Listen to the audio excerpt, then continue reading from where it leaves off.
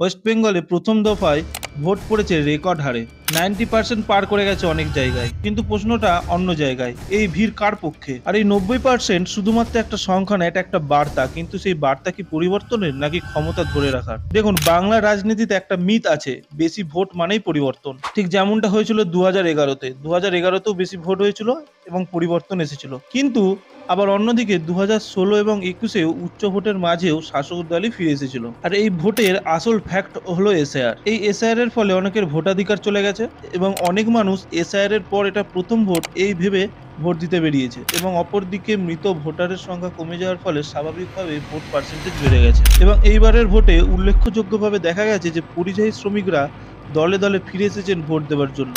একদিকে শাসক বলছে মানুষ তাদের সঙ্গেই আছে তাই এত ভোট, অন্যদিকে বিরোধীরা বলছে মানুষ বদল চাইছে। ফলে ভোটের রেজাল্ট কি হবে সেটা তো রেজাল্টের দিনই জানা যাবে। এই নজির ভাঙা ভোট হয়তো গণতন্ত্রের উৎসব না, হয়তো এটা একটা নীরব যুদ্ধের প্রথম গুলি।